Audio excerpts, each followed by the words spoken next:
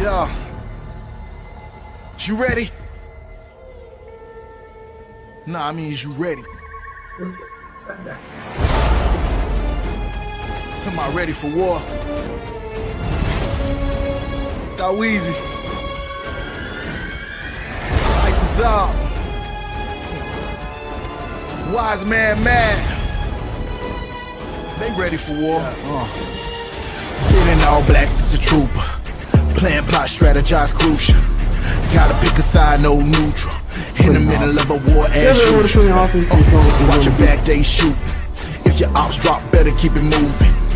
All we do is win, no losing. In the middle of a war, as usual.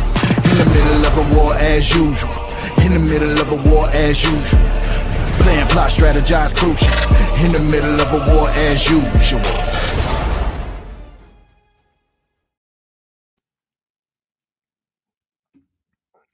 Yeah. Once again, it's on. It's another motherfucking episode.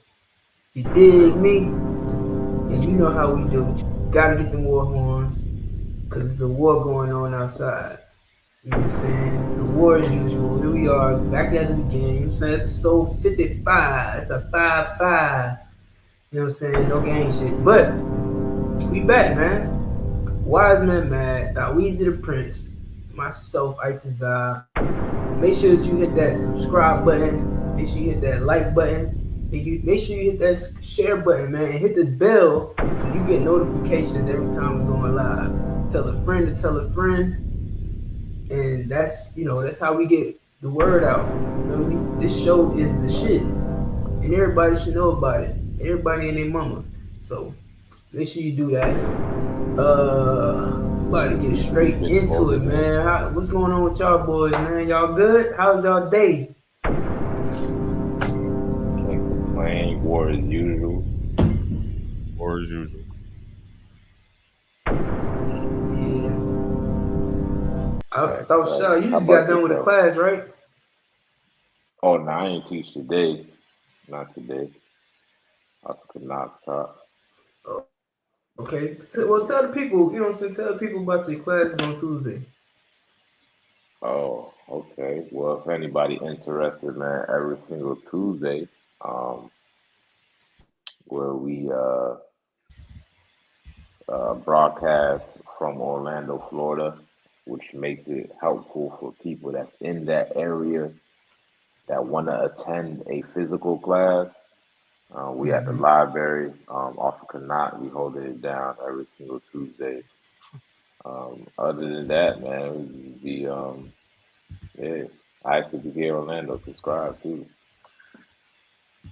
Get the reviews. Which y'all at the Hart Memorial Library? Yeah, we actually downtown Orlando. The library in downtown Orlando. It's the only library in downtown Orlando. So if you type into your phone, type into Google, library downtown Orlando from 5 to 7 every single Tuesday. All right, type that in. Come through, ask all and every question, man. How about yourself? What you got going on in Monroe? Oh, Louisiana. My bad. I ain't looking at yourself, people. Monroe, Louisiana. You already know. So, man, I mean, listen, the people out here very receptive to the UPK. You know what I'm saying? From what I'm seeing, I just hope that you know, we can get some soldiers out of here. It's a small town. It's a very small town, Monroe. But you know what I'm saying? Everybody out here is kind of like they very receptive to the truth. You know what I'm saying? So I can definitely see it growing. I can see some soldiers coming out of Monroe. I can definitely see it. You got one young man named Wilton. You know what I'm saying? So Lord willing, he sticks around, he goes through the trooper program, becomes an officer and all that. So that's what's up, my man.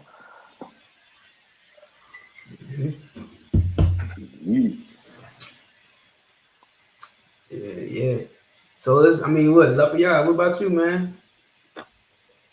Oh man. Let me tell you something. Oppression maketh the wise man mad. Definitely. To be honest with you, I'm really trying to get back into like full-time filming. You know what I'm saying? Like being behind the camera. So I've been like re-educating myself and going back into some of my old stuff, pulling out my old equipment, seeing what I need to update. Because I'm really trying to I want to have one of the first UPK films on any network. So just going through that process of coming up with storyline, story mapping, just trying to see what would be the best, way to go. So that's really where I've been doing that, just sharpening my sword when it comes to that, you know what I'm saying? My shots, all my tools.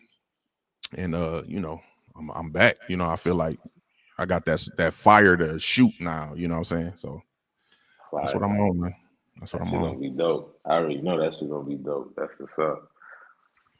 Yeah, for sure. And if anybody is interested in anything involving film, you can reach out to War as Usual. I'll definitely get the message or just put it in the chat, because I mean, we're gonna need we're gonna need people, you know what I'm saying? Like I'm gonna go forward to do it myself, but I'm also gonna have people outside, like aspiring actors and people who are in that field as well. You know what I'm saying? A lot of them do pro bono work, you know what I'm saying? But I'm not looking for it to just be pro bono, but I do want to pay people for their time. You know what I'm saying? So if people serious, I'm willing to work with people, you know what I'm saying? But it's going to be moving forward regardless. So be looking forward to that, for real. Shit, do you got a channel? You got a channel too, right? Let them know the channel. They can check out your work, man. Boy, official with it. I mean, I got a little reaction channel, you know what I mean? And you can catch some of the War as Usual episodes over there as well. You could just go to YouTube and type in The Wise Man Mad, and I should come up.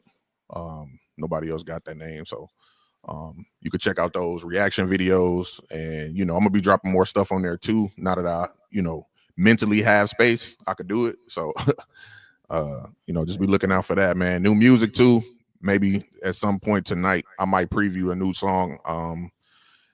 That's got a lot of things happening at the same time, so that's all, man. I'm talking too much. All right, man. Shit, that just mean you got a lot to talk about. I'd rather, you know what a nigga told me? Nigga told me before, like a while back, it was like they was looking for me to do some type. They was looking for some business from me, and it was like, what's your schedule like, man? I'm like, man, yeah, bro, I started laying down what I got going on. He's like, well, listen, man, I'd rather deal with you I'm glad you're busy. That means you got something going. Otherwise, it wouldn't be worth contacting you. So shit. Yeah, for sure. Keep busy, man. For sure. I mean, you're doing something. Yeah. For sure, man. This media is just taking over, man. You got to get in the game. You know what I'm saying? Like, It's not that you want to be famous, but if you want to try to sell any product, if you want to have any pull in your community, to be honest with you, you have to get online. Now, I'm not saying it's the end all be all, because I am seeing a shift where I've seen this as far as the music is concerned, but the only way to really bypass these like music labels and stuff like that is to do your own in-home everything and do the footwork. You almost got to go back to selling out the trunk. You know what I'm saying? Like, in a sense, you know what I'm saying? Or make it at least very accessible to people in traffic, right? So, but you got to leave a digital footprint. You know what I'm saying? That's where people are spending most of their time. That's where most of their attention is. That's where they get most of their ideas. So you really got to tap into this online stuff and figure it out. You know what I'm saying? You can no longer get away with the excuse, like, I don't do the internet. Well, I mean, you're going to not survive. You know what I mean? And I just mean in the sense of if you're trying to do business, so. Yeah. Facts. Yep, that's a fact. You know what I'm saying? So I will always encourage it. So yeah, man, let's go ahead and get straight into it, man. First topic. Cooking with Kaya. Everybody got their opinion on it, man. What's your opinion on this cooking with Kyrie situation? Man, I'm gonna be honest. I guess it's the. Hold up. Is we showing the video or not? I mean, I don't think we don't got to. Nah, forget it. You know what I'll do? What's up? Okay, this is what I'll do. Let me see if it'll let me do this. TikTok be acting funny on this thing. They about to be gone anyway. Yeah. Sorry. I'm just trying to pull this up. Every time I go to share it, it just start playing. Oh, please don't. Please don't. I want to. There. Wait. Trying to get a clear shot of her. I forgot she was dancing on this damn thing. Yeah. Listen, don't worry. Don't worry about. Listen. Hey, look, that look good right there. Don't go ahead and show that right there. Show that one right there. Hey, listen, man. Don't be afraid. As soon as I add it to the stage, it's going. Okay, we good. Yeah. Play. No, it's good. Yeah. Nah, you know what I'm saying? It's gonna bring in the thirsty niggas anyway. We need some more traction to this. Hey, but nah, I mean, listen. Here's the thing, right? This sister look good, okay, and she cooks, and she twerks while she cooks or whatever. And so now on social media, it seems like all of the women are in an uproar about this sister. And I just cannot wrap my head around why they so upset about her. I don't understand it. The only thing I could come up with in my head is that they're mad because she can cook. But I just don't understand it because, I mean, everybody cooking. Everybody, it's a cooking. Every time you go on the internet, it's somebody cooking. And every time you go on the internet, it's somebody twerking. Mm-hmm. This woman just happened to put both of them together, and she's not the first to do it. So I just really don't understand. I do understand, and I think what I understand, most people don't understand. You know how they say, the internet is undefeated. Mm-hmm. Okay, I understand that it's the internet's job to get us to talk about whoever the hell the internet wants us talking about. And the internet is definitely undefeated because we're not fighting the internet. We don't fight against the internet. Because the internet wants us battling about this cooking with Kaya girl, all of the black community is pitted against each other. You got simps versus real niggas. You got women versus men. You got single bitches versus, I guess, not single bitches. I don't know. You got bitches that can cook versus bitches that can't cook. You got bitches who can twerk versus bitches that can't twerk. The black community is in a goddamn battlefield amongst each other because the internet wants us talking about cooking with Kaya. That's the real enemy. Kaya is not the enemy. And people not realizing that shit. Why are black women making Kaya their enemy when she's just a sister who wants some attention on social media? So she's cooking and popping that booty. I get it. You know what I'm saying? It's not the modest thing to do. It's not the righteous thing to do. The holy rolling, sanctified, church-filled, Holy Ghost, sanctified thing to do. But it's just like every other bitch on the internet twerking or selling some goddamn plates. Who cares? Why are we so upset about it? You understand? Like, it's just the internet's way of putting black people against black people, if you ask me. Shit, y'all played the video already? Nah, just a joke, guys. Just a joke. Just a joke. Bro, I'm dead. I'm fucking dead. This nigga say, oh, that's crazy. was perfect timing. I ain't gonna lie to you. That was fucking perfect timing. Yeah, I was trying to stop it from playing. It was like the internet was like, y'all gonna play this no matter what. Niggas say y'all played the video already. Oh, that's hilarious. Oh shit! Hey man, all the bears. You want us to play the Cooking with Kai video? Drop ones in the chat. Let me see the ones, and we'll play the video. I ain't pressing play on that. I mean, I would agree with everything that you said. Shout out to the sisters in the UPK. That's what I would say. That be cooking with modesty. You know what I'm saying? Facts. Not too long ago, me and Lafayette came up with the idea to, film sisters cooking. And lo and behold, there is a sister that's popular right now for cooking. So, I mean, we right in the spirit of what we need to be doing. And like you said, she's just a sister in the world. I would not promote any sister to do what she's doing unless you're doing it for your husband. You know what I'm saying? Like, that's the one thing that women can take from this. She's giving you game on how to get a man attention. You get what I'm saying? Like you said, what you can't cook. Men are simple. We are simple creatures. As long as you cooking, doing your little dance, you know what I'm saying? You shut up, you clean, we will love you forever. You know what I'm saying? It's really that simple, but you know what I mean? So maybe some sisters need to take a book, a page out of a book, you know what I'm saying? Some sisters need to learn how to cook, you know what I'm saying? But if you're doing that for your husband, more power to you. But shout out to the sisters in the UPK that don't only feed their husband, but feed this whole nation. So, that's all I got to say.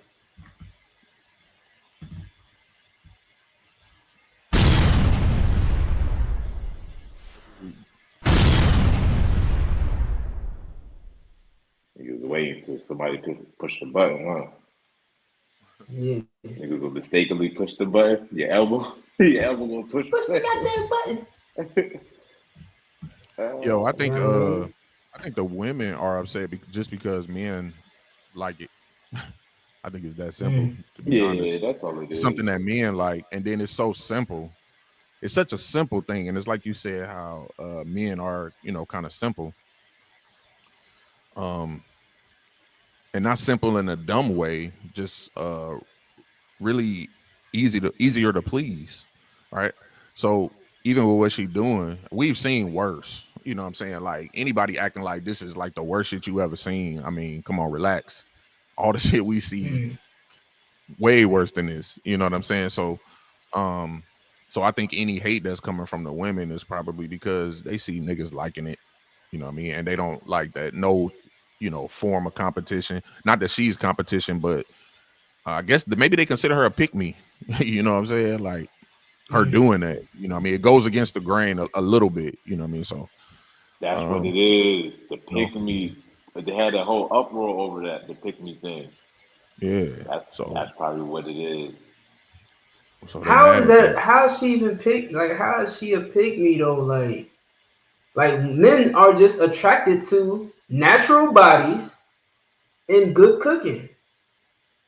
What's wrong with that? How's that? How are you being a pick-me for using your God-given talents to get on the internet? I mean, you like this woman is on the internet cooking because she's good at it. She's showing her body because, huh? So we all know who be tuning in. You know what I mean? So yeah, shit went over niggas. I caught it. I got it. Pause. Yeah, I'm lost as fuck. But I feel you. I'm just saying. Defend your girl. I'm just Damn saying. right, man. Damn right. Oh wow. You know what I'm saying? But this is like, you know what I'm saying? Like, men just love like men are attracted to that's the other topic that's going around and circulating. You know what I'm saying? Is the fact that, like, the topic of discussion right now is about what men prefer, BBLs or the natural bodies. You know what I'm saying? Because women are infatuated with the celebrity, opinions. You know what I'm saying? They think that all the celebrities have the key to the game. And so they say when they say go get a BBL, all the bitches want to get a BBL, thinking that that's what men want. No, it's not what men want. Men want a silent, submissive, good cooking, whatever type of body you got, woman at the house, just loving them. That's what a man wants. So if you a plus size woman, I'm sure there's a man that would love you for who you are. If you're a petite woman, there's a man that would love you for who you are. If you're a woman with a badonkadam, there's a man who loves you for who you are. We don't need you to go sit on a damn table and get plastic injected inside you. Not saying that you can't. There's probably a man that wants you to get a damn BBL. Fine. But that's just don't think that that's what every man wants. Every man does not. We're not like, my man is not a cookie cutter man. It's not like every one size fits all for a man. We got different preferences. We got different ones. We got different needs. And in fact, that's part of the reason why the Lord allowed us to have as many wives as we need or want. Because you might be, interested in all body types. You want all body types. Okay, cool. Well, there's no law that says you can't get a girl with every body type. There's no law in the scriptures that says you cannot have a wife that fills all of those categories. So go and get them if that's what you're into. All I'm saying is, don't think that every man wants this type of woman. That's in your mind. You think that every man wants that you to look like this. You know what I'm saying? Yeah, that's all just it is. My bad. Not one more thing. Just do what China Monet said. Cook, clean, fuck, and shut up. God. You'll be winning every time. It's just seeing, like y'all said, it's just that they're seeing men giving her attention. That's it, and they're giving her all the attention. And of course, it's not in the most ethical way, right? Of course, you know what I'm saying. But we men are gonna be men at the end of the day, right? They're gonna want to see what's going on. But like I said, you know what I mean? This is something that you can take a page out of her book. The man wouldn't be watching Cooking with Kaya if he was cooking at the crib. All right? If he was cooking at the crib, you know what I'm saying? If he was doing all of that for him, making sure he was to wild, he get off of work, you ask him how his day went, you give him the space that he needs, you ask him if he's hungry, you rub his back, you do all the things that is meat for a virtuous woman to do. You know what I'm saying? And that's going to keep a man's attention. That's going to keep him at your crib. That's going to keep him calling your line. That's going to keep him making sure you good, taken care of, relaxed, all of that. You know what I'm saying? And protected and guided. You know what I'm saying? But if you just a loudmouth sister arguing, fighting, bickering, not cooking, damn near don't take care of yourself, don't take care of your hygiene, he's going to watch Cooking with Kaya. I'm sorry. Just the reality. You know what I mean? But that's it.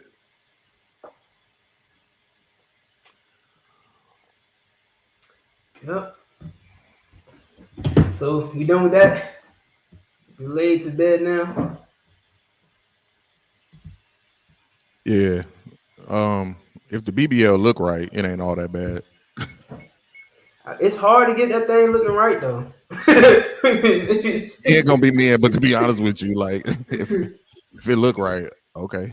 And then you don't get no. I don't know how it works, but I don't think you get no do-overs. Well, too, like it's like Officer Thaweezy said, it's done for attention. Like if you go back in history, at one point in time, a woman revealing her ankles was a big deal.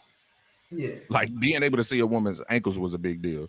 Then that went from the ankle to the thigh to the entire leg, to a breast for a long time. And then now at this point, I hate to say it like this, but it's true. But as is prevalent right now. So that garners them the most attention.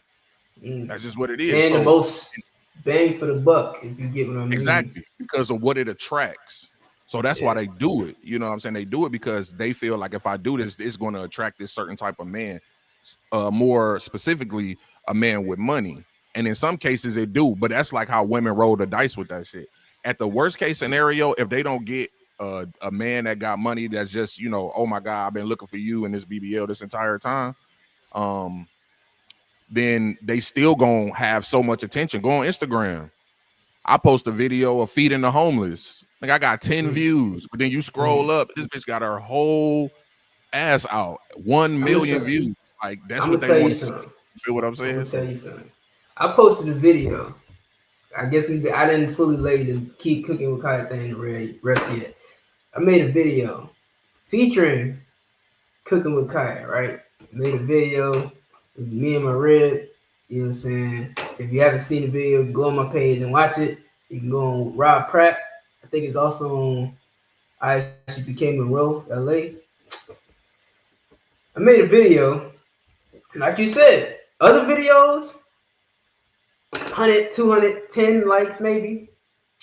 And I post this video with the Cooking with Kaya girl. And of course, in the beginning of the video, it shows her, you know, gyrating and moving around and shit. And then she goes to turn around, you know what I'm saying? That's the part where, you know, she starts to twerk. But instead of showing the part where she twerk, I jump into the video and, you know, and I do a little skit or whatever. Yeah, that goes viral. You know what I'm saying? Because you see this little petite thing gyrating, about to turn around and do some twerking, and that's what garnishes video. I mean, that's what garnishes views. You know what I'm saying? And I mean, the sad truth is that's what people want to see on the internet. Niggas need a user for a camp video intro. Just drop her in the beginning. That's what you know, some of those views come from niggas just going to see what's going on. You know what I'm saying? Like it's like being somewhere. Like, if there's no social media, if a nigga be like, "Hey, y'all, look at this," niggas gonna be like, "What?" So social media too be like that. Like a lot of that viral stuff just be because I guess if you see something 2 or 3 times, you're gonna be like, "What the hell is everybody talking about?" You know what I'm saying? So some niggas just come to see what's going on, but it looked like, you know, everybody just focused in on it. I'm sure a lot of people are, but who the hell didn't watch like 3 of her videos? Like who didn't watch it 100 times? Yeah. Who watched that video 100 times? You feel what I'm saying? Like, nah.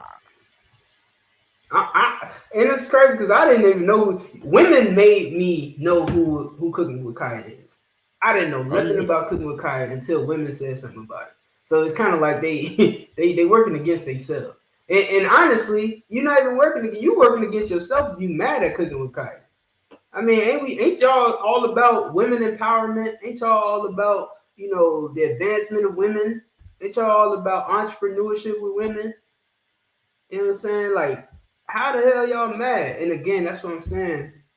I don't even think they really mad. I think the internet made them mad. I think the internet wants you to be mad. I think the internet wants women to be mad at Cooking with Kaya so that she gets more, so the algorithm points in her direction. Well, I'm gonna be honest with you. I don't think nobody's mad at Cooking with Kaya, right? I'm gonna call her Kaya. I ain't about to say her whole name the whole damn time. Kaya. I think the internet is not mad at Kaya. What's happening is if you go to the comments, because that's what's generating all of this, right? If you go to the comments, the argument is when somebody makes a remark like, all she doing is twerking, and then a man will come in and say, it's not about the twerking, at least she can cook. You probably can't cook. Then it spirals into something else. And now people ain't even arguing about Kaya no more. But once they come to that video and then they go on them comments and see all them people talking, then they start engaging. That's the trick to the algorithm right there. It just go over everybody's head. You know what I'm saying? Everybody looks so much at the content. Right. But what her video did was spark another conversation. That's the key to going viral. You have to spark a conversation. And the conversation in the thing is not even about her no more. It's about men versus women. That's what's so good about TikTok. That's what's good about TikTok, because as long as there's a conversation going on that TikTok, the views keep going up. Because TikTok is counting every time that video replays. and it's going to replay as long as you're standing there having the conversation. That's what I hit you with something. They all do that. They all do it. Not on YouTube.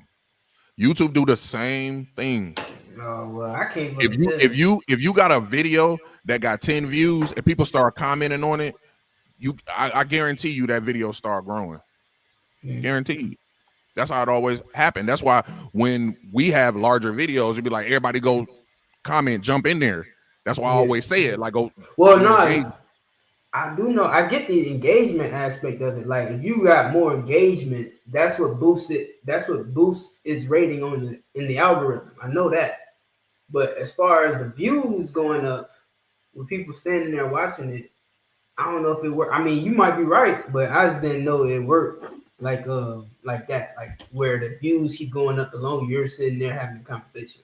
Like if you come back to it and continue the conversation, then I can see that. But no, I'm not saying that when you stand there that the views go up. No, I'm not saying that. Okay, that's what I'm saying. On TikTok, like yeah, the engagement does boost it, but you sitting there like the videos replaying and replaying, those views go up every time that it replays. Right. So that's the good thing about TikTok, if you ask me. Yeah. Too bad we won't have it in a minute. Oh well. Life goes on. America's going to find its own way to copy TikTok, and life will continue until Christ returns. That's going to reset the economy, though, to be honest. Because if TikTok go away, all the videos and all that stuff, I hope everybody backed it up. And you're going to have to, whatever new software you have to upload it to that. Yep. It's just like Vine. I hope you still find it funny. Right. Yeah. Yeah. All right. Well, we'll see what the ticket holds, man. What the bingo card holds. All right. So what's next? Let's talk about the Israel strike. So I got an article right here. I'm gonna go ahead and pull it. You got a video. You got like a picture or something of that, or if you got the video of that bomb dropping, Baba Kushab, if you could play that, that'd be too wild. Israel strike? I'm gonna go ahead and read this while you get the video. It says impact. Yeah, the Israel dropped it's called they're calling it the earthquake bomb. It says impact of Israel's heaviest bomb strikes in Syria registered on the Richter scale report. The Israeli bomb explosion took place in northwestern Syria near the city of Tartus, with a giant mushroom cloud fireball visible in the aftermath. Continuing its heavy strikes in Syria after the fall of the Assad regime, Israel on Sunday, December 15th, carried out its most violent attack since 2012 in the region, as per a report by the Syrian Observatory for Human Rights.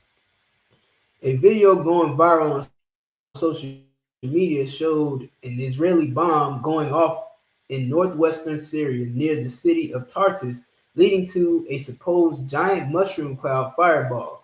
The explosion was so powerful that it was measured as a 3.1 magnitude earthquake on the seismic sensor, according to a war monitor group cited by various media reports. You know what I'm saying? Like this bomb right here, you know what I'm saying, was so heavy. The impact of it was equivalent to a miniature. You know what I'm saying? Definitely some biblical stuff going on. It's the same. It's almost like a miniature earthquake, man. Like a 3.1 on the Richter scale is like a small earthquake. It's not necessarily enough to damage anything, or you know what I'm saying, to be dangerous. But it's an earthquake. First of all, this is like basically you have an earthquake and a bomb at the same damn time. Like that's biblical. That's biblical.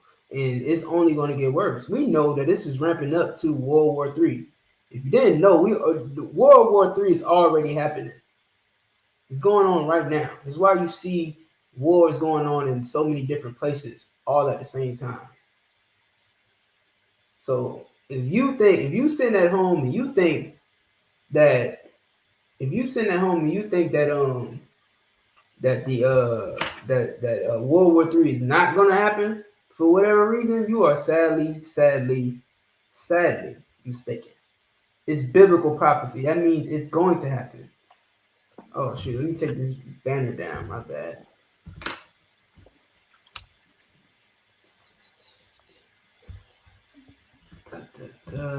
It's going to happen.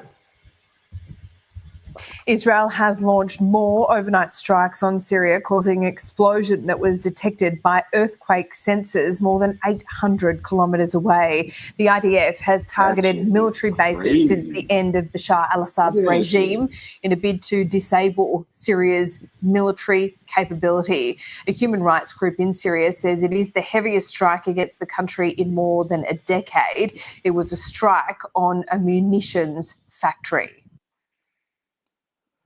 Imagine seeing that face. Sheesh. Like, nigga. And that's not even the most powerful bomb that can, like, devastate a whole nation as big as U.S., but that's still powerful. Like, you know what I mean? That's still crazy. Yeah, man. Yeah. This is foreshadowing. If you know it, like y'all was talking about script writing, like what was it last week, 2 weeks ago, whatever. You know what I'm saying? What writers do. Well, part of writing is foreshadowing. It's giving you a hint of what's going to come. It's showing you a hint of what's about to happen. This is a small glimpse of what is about to happen across the entire globe. This is just a baby bomb in comparison to what's about to take place. And that's why they dropped it. They dropping it to, like, if y'all don't know war tactics, some of y'all might have played chess. You know what I'm saying? Some of y'all might be good at chess, so you can understand it. Some of y'all might not know what the hell I'm about to say. But war tactics is you make a move to show your opponent what you're capable of. And this is you do it on a small scale to show them, hey, look, now this is just a warning. If you want to get greasy, we can get greasy. No diddy. You know what I'm saying? If you want to take it there, we can take it there, and it's gonna get ugly. This is a war tactic. Michael Love said, what is the reason for them doing this? Well, like the reporter just said, they dropped this bomb on a armory. So basically, all of this firepower is for a goddamn gun store, a gun factory. All of that big ass bomb right there, is for a gun factory. This is more than just the gun factory. You feel what I'm saying? That's what I'm trying to explain to y'all. It's bigger than just the gun factory. It's a show of power. That's what Israel trying to do right now. And what better way to take out your enemies but to take out their weapons? Exactly. So this is just something small, and it's going to be a retaliation if they can muster it. Now here's the thing about it, Dirk. I'm gonna read some more.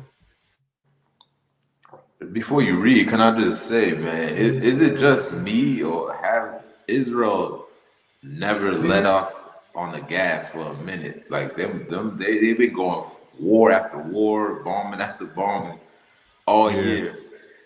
I mean, For sure. And they've been allowed to do that too, because it's like that thing where they've been portraying themselves as being meek and innocent, and everybody picked on us. But secretly, they've been gathering resources, getting unnatural aid from all over the place, right? Building such a sophisticated army, right? That when the time came, they reserved the right to strike, basically, by taking all the losses throughout time. You know what I'm saying? They always going to go back to, you know, Hitler and all that. So they feel justified, you know what I'm saying? Like, so now it's like, oh, we didn't had enough. Now we about to show y'all like what happens. Like, you know, when you mess with somebody, like, you know, we've been planning for this. They've been planning. They're waiting to use the gun. You feel what I'm saying?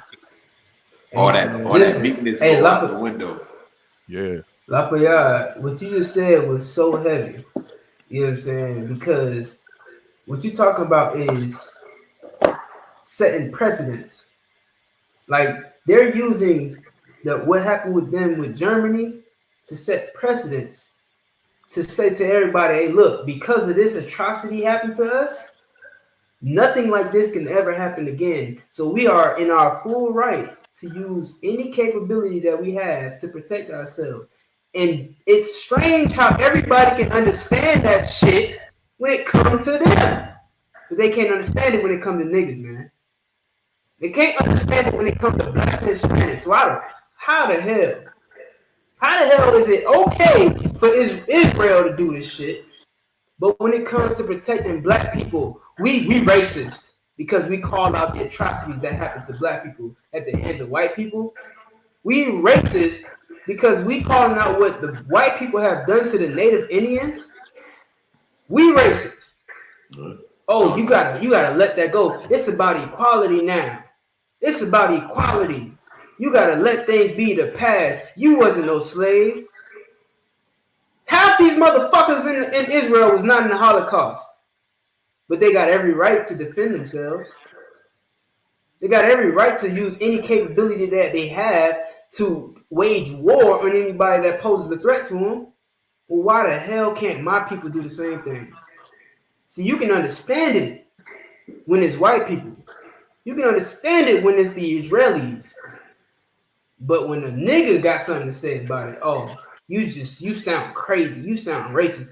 You sound radical. You sound like you're in a cult. All I want is for my people to goddamn live. But of course, I can't. That's too much to ask for. It's too much to ask for blacks to live. But Israelis can. Netanyahu and his people, they get to live. They get to drop bombs and nobody bats an eye. Bullshit. For real. And if I could add, man, just to chime in, like, listen, that was heavy as hell. Both of y'all brothers are saying, like, that's the importance of having an identity. Like, you need it, because without an identity, you ain't gonna feel moved to do nothing. That's why niggas get high all day. You know what I'm saying? Because that's what eases their pain. Right? Because they don't feel the necessity to want to get justice for what? When they don't even know what they're fighting for. You know what I'm saying? Their justice is, or their whole means of living is what they have here in America, but nothing prior to that. So identity is everything, man. And we could take a page out of their book, which really is our book, but we could take a page out of their book because most of the arguing comes from within. I don't really give a damn about convincing the other nations about who we are realistically. And this is what I mean. I need my people to know. You know what I'm saying? I need my people to know. So most of our arguing comes from within. We know that. You know what I'm saying? So we can take a page out of their book and take from what happened with us, which is how we are formed, right? We take from what happened with us, see that, understand that, and use that so we can come together. It's the come together part that be messing us up. I'm not saying y'all because y'all know this, but it's the come together part. I agree. So one up they do have on us is that even if they believe a lie, they came together on the lie. We got truth and won't come together on truth, and that's the fight we be having. You know what I'm saying? That's heavy. Listen, we can't even come together on the lie. Like, there's 1,000 goddamn Christian churches, and they all got different denominations. We can't even come together on the lie. I mean, Christianity is a lie, and we can't come together on that. Oh no, not that. I can't go to that church. Y'all don't practice what we practice. Well, y'all don't believe in the religions that we believe. Like, you know what I'm saying? Even with that, we can't come together. Otherwise, it wouldn't be 1,000 goddamn churches in the same neighborhood within a 10-mile radius. You know what I'm saying? Shit. Even knowing that you're an Israelite, shit, it'd be rough. Is you know what I'm saying? It's hard to come together on that. Like niggas find out they're an Israelite, they ready to be Prophet Moses. You know what I'm saying? Yeah, like, exactly. Like nigga, Commander Hunter invites every Black, Hispanic, and Native Indian, whether you know whether you believe you're an Israelite, whether you believe you Christian, Muslim, you know what I'm saying, atheist, whether you in the IUIC or GOCC or whatever, he invites every Black, Hispanic, and Native Indian to the Passover every year. Who shows up? Hardly any. Like I ain't gonna say none of them show up because I have seen some brothers show up. But on a scale to where we should be coming together, we ain't doing it. We ain't doing it then either. You know what it's gonna take? It's gonna take an earthquake bomb. That's what it's gonna take. Now that's heavy. Now that's heavy. 3.1 on the magnitude on the Richter scale. It's gonna have to be bigger than that because niggas gonna be like, "Was that AI?" They ain't gonna believe you. Yeah, niggas ain't even gonna believe that. Niggas gonna argue gonna believe with it. you about that. They gonna argue you down. I was there. Nigga, it was AI. It was hologram. I was there. Right. Yeah, they didn't believe 9/11. It's like, did the plane really go through the building? That was a hologram. Are you for real? Yeah, man.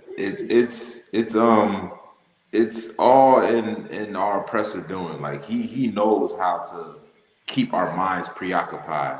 You get what I'm saying? Like the scripture says, like when a man that has leisure gets wisdom. I'm paraphrasing. You know what I'm saying? Like if you have time and freedom, you have more of a capability to get knowledge and get wisdom to wanting to be free and, you know, act on it. But as long as he keep us occupied with paying bills, with fucking cooking with Kaya and twerking and loving hip hop and, you know what I'm saying, who's gangster, who's not gangster, and lights and water and all that shit, nigga will never think about wanting to be free. And our oppressor knows that. He knows that. Keep them occupied. That's why they gave us Sunday dinner. I don't think people know this. Sunday dinner came from giving the back in slavery. They used to try to give the slaves something to do, so they wouldn't think about revolting. You give a slave too much idle time, they mind get to wonder. That's what happened during COVID. You know why so many people started reading and finding new things and creating businesses? Because their time was idle. They didn't have nothing else to do, so they started researching shit, started reading books, they started researching business ideas. You know what I'm saying? They started doing all these things because they had time to do it. Esau knows that as long as it's in the scripture, it's a verse, man. I'm gonna try to find that verse.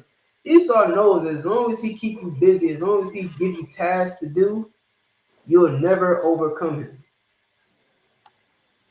And that's what it's all about. That's what the holidays are about. That's what keeping your wage right here, like it's this sweet spot in pay wages that they keep you right there. The working class, they keep you right there so that you can make just enough to live, but not too much to actually live. Like your bills and stuff gonna get paid for. You're gonna be able to put groceries in your house. You might be able to buy a new outfit every other month. You know what I'm saying? You might have a decent car. Probably not nothing crazy, but you might have a decent car that you're paying a lease on. But you're never really going to get out of that gap, that sweet spot they got you in. You know what I'm saying? You'll always be stuck right there. And they're going to keep bouncing that wage up and down. So when you get a higher wage, guess what? The economy starts to grow too. Like things start getting more expensive. So you might think you're making more money in your head, but the cost of living is higher too. So you really never get out of that gap. Never trust your oppressor. You know, go ahead, Lovely. I'm not saying you. It is. You know, I'm not saying you saying this, but one other part of the argument I see is that even if you have black people, right, blacks, Hispanics, and natives and you were to give them $100 million, if you were to drop that type of money in our community, we still would destroy ourselves. If you lowered gas prices, if you lowered the cost of living, we still would do it, still would destroy ourselves. So one thing that we always talk about, which is brotherhood, and that starts in the home. So no matter how much money you have, if you don't have any brotherhood, and it sounds like a very cliche thing to say, but being in situations where a brother may not have and you have to give, that's brotherhood. When you have to sacrifice, when you're in these situations, that's brotherhood.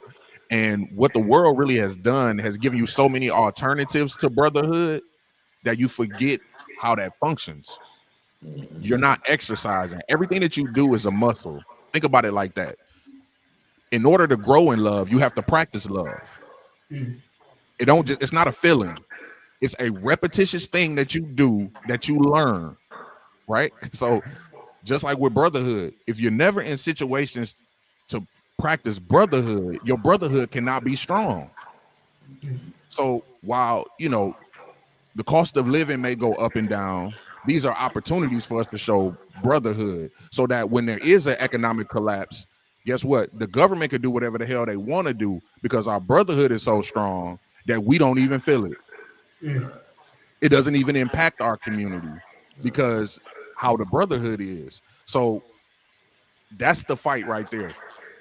People always, think that, we need more money, but we would just kill ourselves if we did. The addicts would be more addicts. The drug dealers will have more accessibility. But until we get to the core of it, which is brotherhood, knowledge, identity, like you brought up, until we understand those basic things, money would just be a hindrance for us right now. And I, for a man and myself who I understand, like, you can use money as a fence, but without knowledge, it's a detriment. Right. I agree, my nigga. Shit, Michael Love says, didn't Pharaoh put more tasks on us when Moses asked for us to go praise the Most High? Facts. Yeah. Like he's seen us wanting to go praise the Most High, what, for 3 days, was it? Only 3 days? Mm-hmm. He was like, nigga, y'all niggas is too preoccupied, man. I got too much time on it. Right. Niggas gotta get and if I could, one last thing I wanted to say too. One last thing I wanted to say too. Something that your Christian pastor don't tell you enough, or people don't tell you enough. When you open up Facebook, the first thing it say is, "What's on your mind?"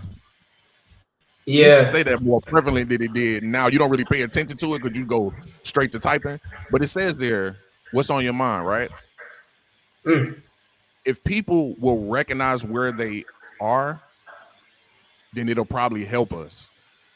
You know why the gas prices, you know why it's war, you know why the rent is messed up, you can't find nowhere to live, shit is hard. You know why it's like that?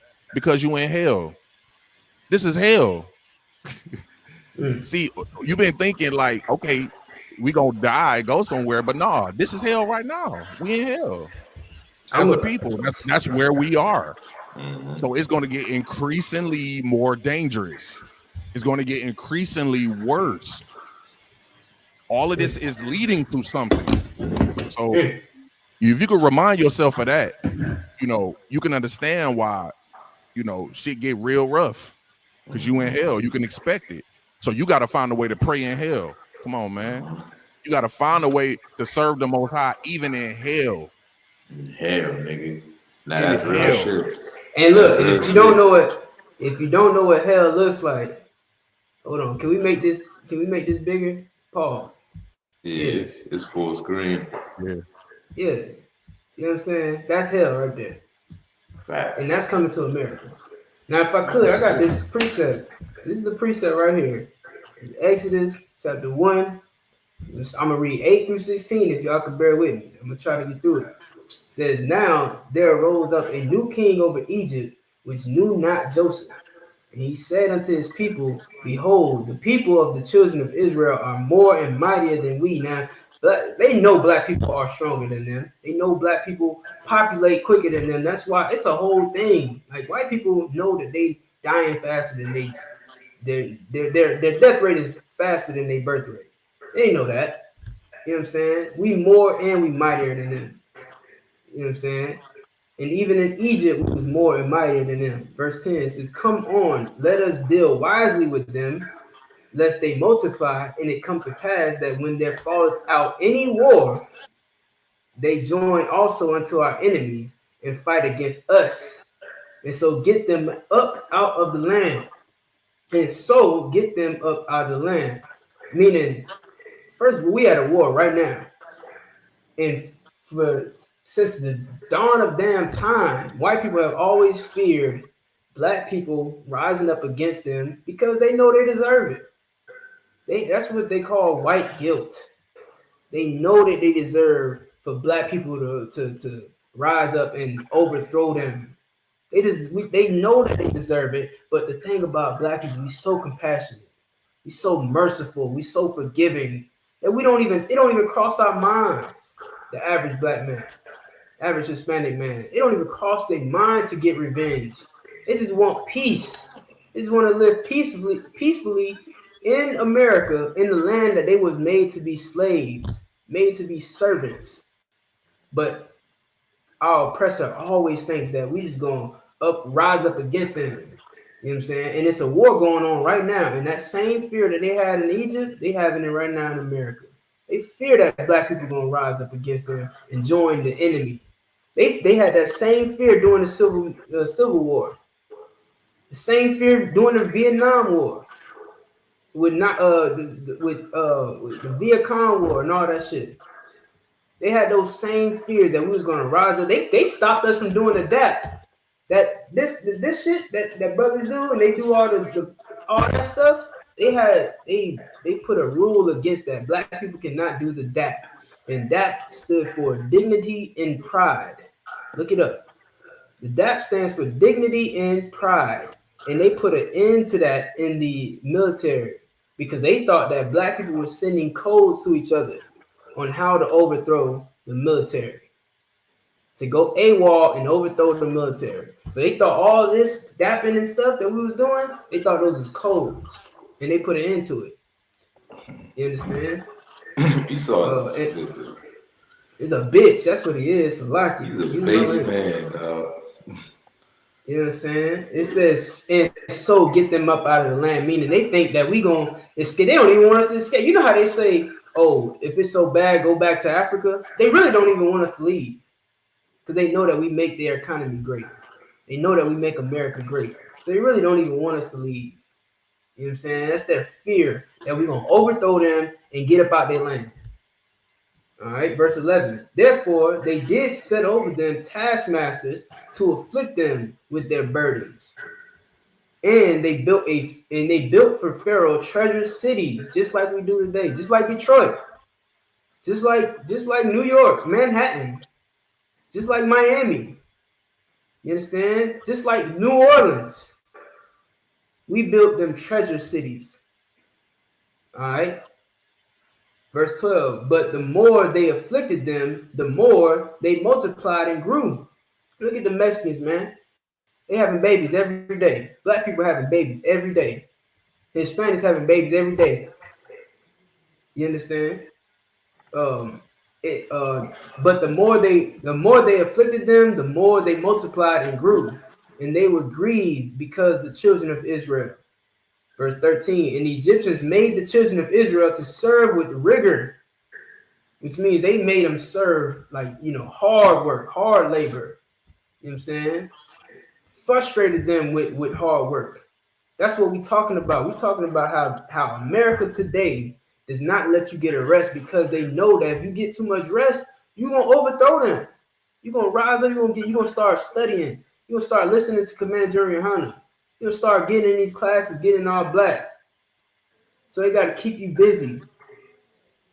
They gotta give you hard, rigorous work. All right. Verse 14, and they made their lives bitter with hard bondage. in mortar and in brick, and in all manner of service in the field. All their service wherein they made them serve was with rigor. You understand? With hard work. Verse 15.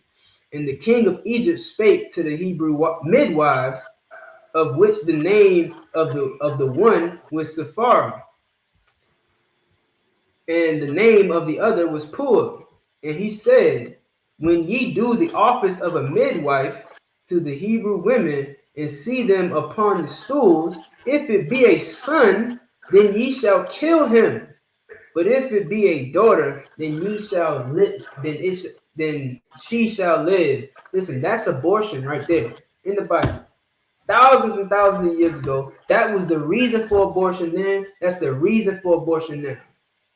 We steady populating. We steady having babies. You know what I'm saying? If you leave the black man, the black woman alone and let them love each other, they're gonna have babies to no end.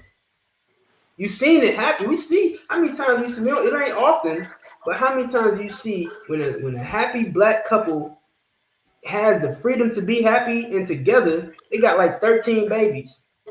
And then those 13 babies have kids, and those kids have kids. We see it sometimes, maybe not all the time, but in traditional families, that's what you see, man. 13, 14 babies, and then all those babies have babies.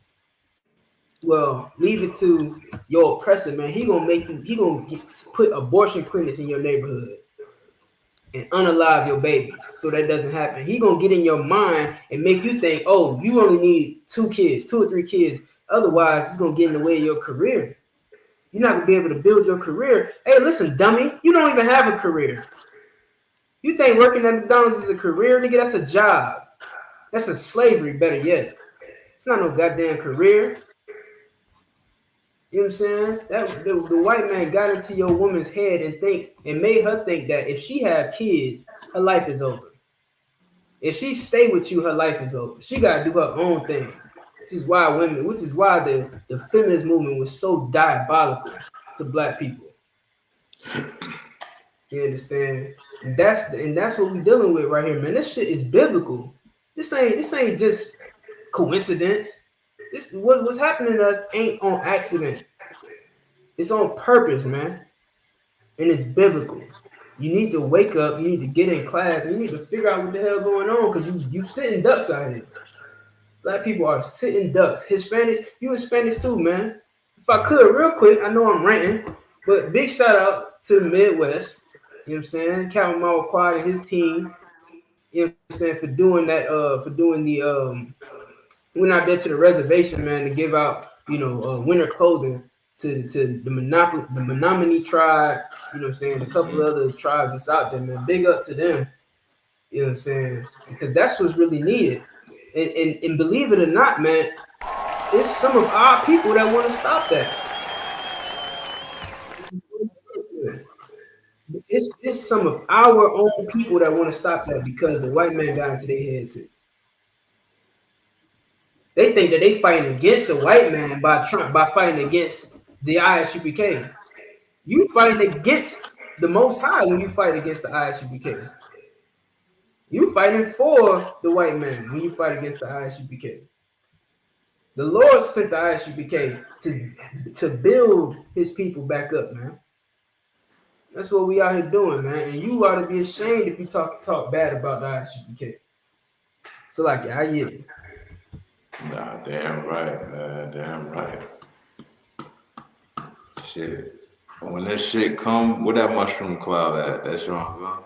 Listen, when that John come, it's gonna come at a time where you least expect it. Black man, Hispanic man, Native Indian man. Right? It's gonna be as in the time of Moses, where they married and gave into marriage. You know what I'm saying? Like, it's gonna be a time where you least expect it. You walking down the block, you head into the store, you head into the mall, you head into work, and then boom, it hits you. You get what I'm saying? Like, don't get caught up in the crossfire. Like this, everything that you see that's about to go down is not meant for you. That's the crazy thing. It's not meant for us. The problem is that we want to cleave onto our oppressors so much that we are willing to go down with him. You know what I'm saying? And you don't want to get caught up in the crossfire because it's something a lot more better for you. Like if you think this is great right now, right? And don't everybody always say, right? People who believe in the universe and affirmations, they always want to believe that there's something greater or something better, right? Well, how about what if there were to be the same for the country that you live in? You know what I'm saying? Is there not something greater out there for us? Is life all about just waking up and slaving for this oppressor? Is that what life is supposed to be like?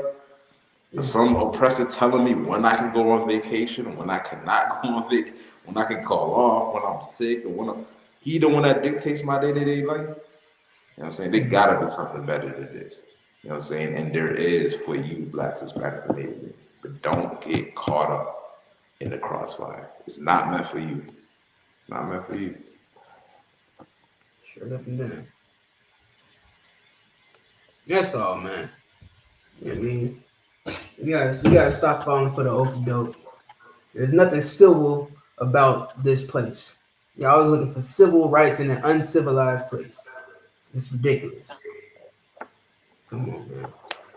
Moving on. What we got next?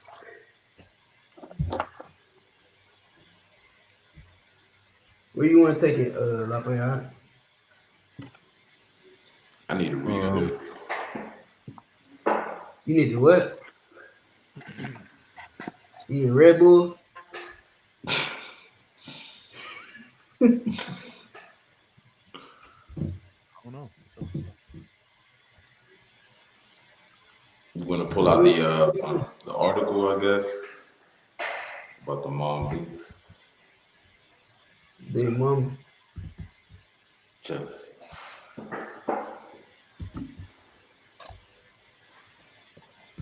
Yeah, let's do it. Is it a video or is it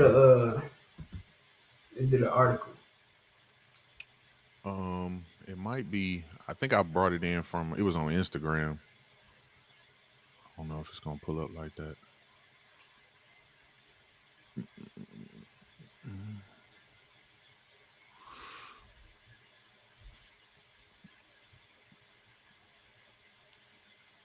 Okay. I'm gonna try this. Instagram tricky though.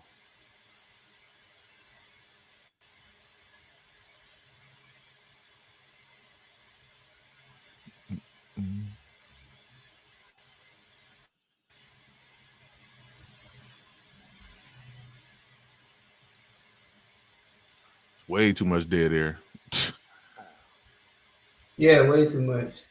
Way too much. So I'm gonna go ahead and take the helm, you know what I'm saying? Make sure y'all hit that like button. Because we don't say that enough. I don't think we say that enough. Y'all gotta hit that. Y'all gotta spam that like button. You know what I'm saying? Spam the share button. You know what I'm saying? What is it gonna hurt you?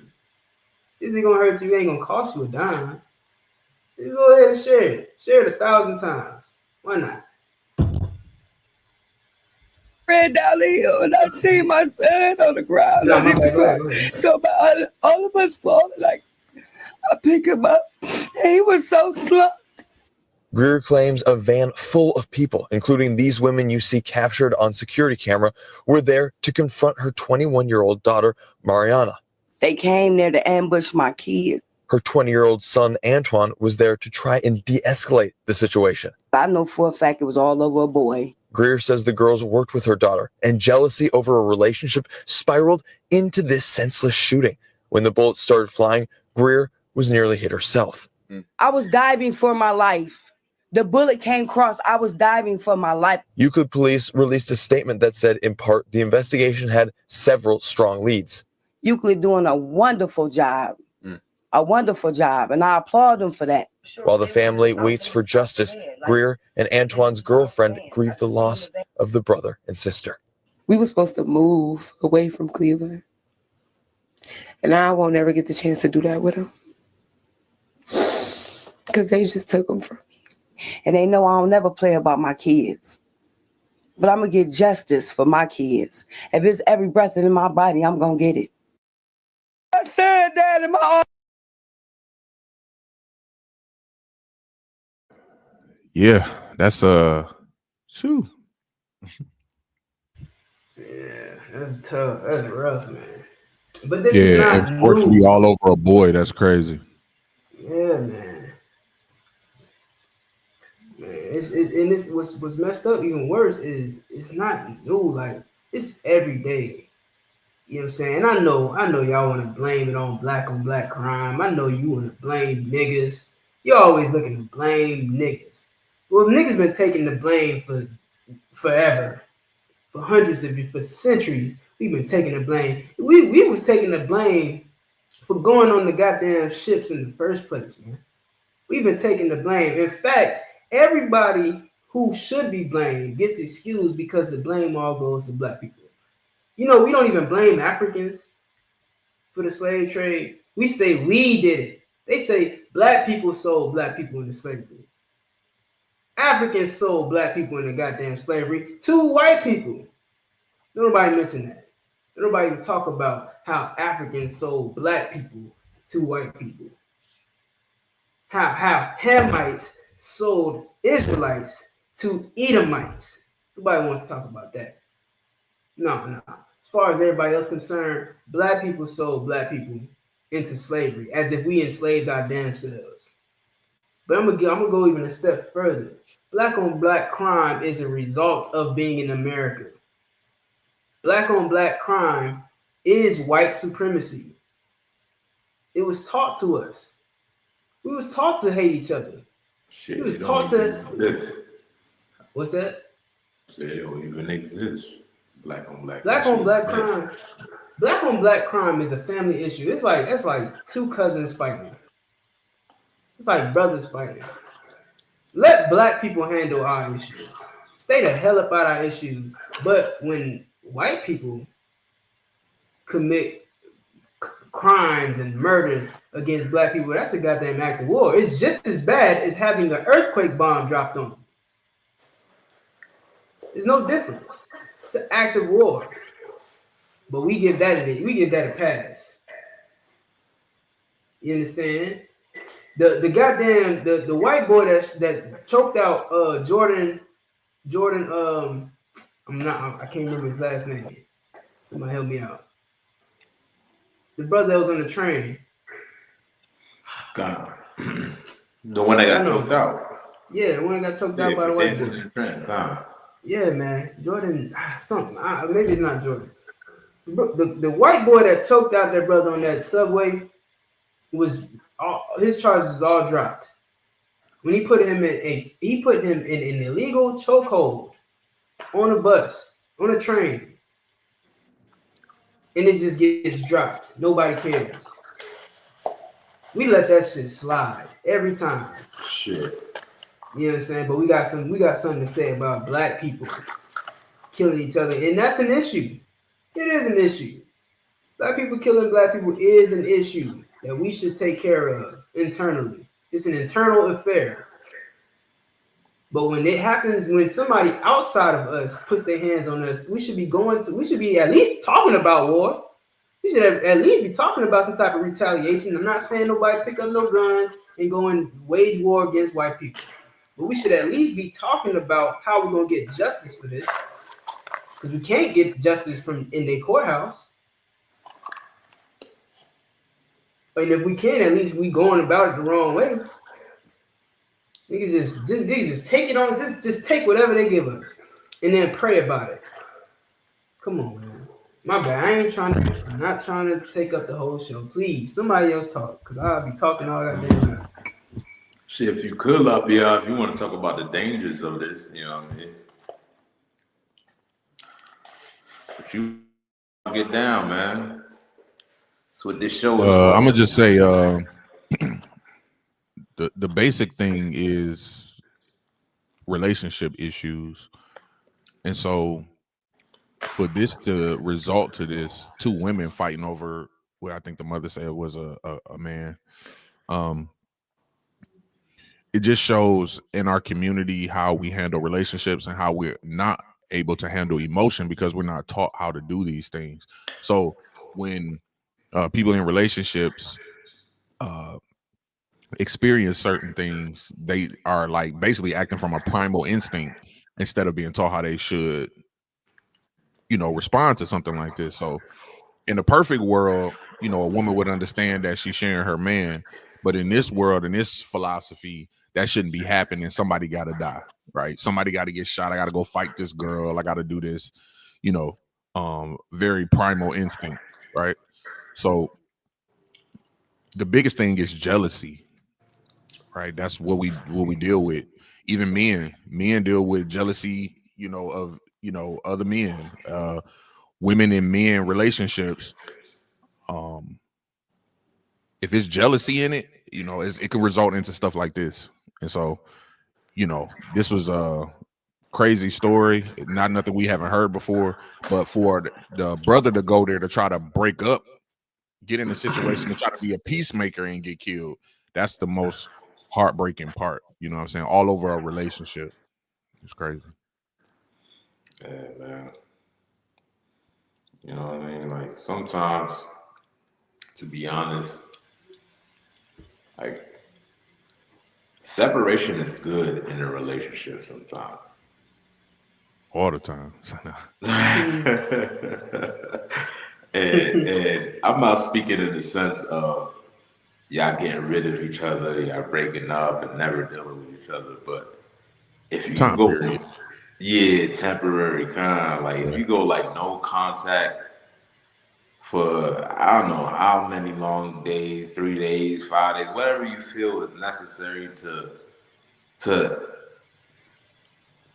grow that bond. You get what I'm saying? Whatever is necessary to amplify that feeling that you have for each other, because that separation will do that. You get what I'm saying? And if it ever comes to a point where you have to be that much at odds with each other, man, just give yourself a break. Give each other a break, man. You know what I'm saying? Give each other a break. And then when y'all come back, it'll be good, man. It's definitely needed. And we taught the opposite here, though. You know what I'm saying? Like, I always say this, right? And I was this man a long time ago. But one thing I noticed about men in relationships with women, and sometimes vice versa, is that once that man becomes domesticated, he loses something. You know what I mean? Like, once you domesticate a man, he just loses just like the whole fire. You know what I'm saying? He just loses it. But without having separation, that's why I'm saying this. Like, a man needs a journey. He needs something he needs to be on. You know what I'm saying? A journey he need to be on, something he's building to, something he aspires to. And I believe that jointly you're supposed to do that with the woman as well. The problem is, like, we get domesticated and then we move into this house and we've never seen a healthy relationship. So we both learning on the fly. You know what I'm saying? What to expect. You got this woman coming from a household with maybe just women, no father. You got this man coming from this household with just a woman. So they both emotional. They're both emotional. Right. So then we get into this house together and trying to make this man-woman thing work, and we both got our emotions flying. Sometimes you could get past it, you know what I'm saying, 2-3 years, but after so long, it becomes too much, and that's why people don't stay together, right? Mm-hmm. So separation in a relationship should be a staple. Like, sometimes you need to go away from your mate. They used to say absence make the heart grow fonder. I found the opposite. That sometimes when you're away from your mate, that missing you turns into being angry with you, if you're not careful, right? Yeah. So I learned that you do need separation in a relationship, and it's okay. You know what I'm saying? I'm not saying disappear for 6 months, you can't hear, but sometimes, we just need to separate. I do my thing, you know what I'm saying? And then you do your thing. And I don't mean like with other people. I'm talking about your hobbies, your interests. You know what I'm saying? Taking care of yourself, you know what I'm saying? Be a part of something, educating yourself from the man and the woman, and you need time away to do that. Right. And if I may, like, nobody's, you know what I'm saying? Like, and we got the relationship gurus on this panel. Like, these brothers know about relationships like the back of their head, you know what I'm saying? And nobody's saying that a relationship is gonna be PG and smooth 24/7. Y'all gonna argue, y'all gonna get into conflict and all of that. You know what I'm saying? And I done seen it with my parents as well too. Like they together to this day, and don't think I ain't never seen them argue with each other. There've been times when my mom been gone for 3 days from the crib. Like, you get what I'm saying? Like they've been gone to blows, but they stuck through it. And that's what it's like you were saying, that's what it's all about. Y'all get some space, give yourselves some time, dig into yourself, finding your interests. And once that come back together, you get stronger. You know, Right. That's what it's all about, is getting stronger, getting better till y'all can make it to the end. Right. You know what I'm saying? So yeah, And- that's real. Go ahead, my bad. And if I could, no, I'm sorry, I cut you off. Nah, I'm done. What I wanted to say is that's why people who stick it out and go through relationships are so important in our community, is because they're supposed to be able to tell people or tell young relationships how to handle it. When you have tenure, you should be able, if you've been married 10 years, anybody less than 10 years, you should be able to tell them what to expect. Of course, everybody's situation is different, but there's some staples in relationships that we all can agree that we go through. You understand what I'm saying? So if you got somebody to tell you how to navigate through that and what you're supposed to do, we'll have better relationships. But you get robbed of that when the people that's in a relationship, unless it's some unforeseen circumstance of life or death, break up and raise you in a single parent home. So now you get robbed of the knowledge of how to handle certain things. So of course you're going to go out and make the same mistakes because you had no example. They got rid of your example for whatever emotional reason or whatever it was, financial, something crazy that's going to rob you of your future in your relationships. Right. You know what I mean? Only thing they're going to be able to tell you from that part is the bad stuff. And that's why the relationships turn out like that, because by the time you at the age of understanding and implementing certain things, your mom and dad is already broken up. So now you only see the bad part. You only can remember your daddy come to pick you up. He's standing outside. They ain't talking with each other. That becomes normal to you. So then when you get in a relationship, you like, oh shit, this is what it is. We're going to argue. We're supposed to do that. I got a baby mama. We got to be angry with each other. And it just spirals out of control. Yeah, that's hell. Definitely. If I Hell could, is everywhere, listen, even in your relationship. Right. this gonna piss him off a little bit. I forgot. This whole situation could have been avoided if women knew how to share their man.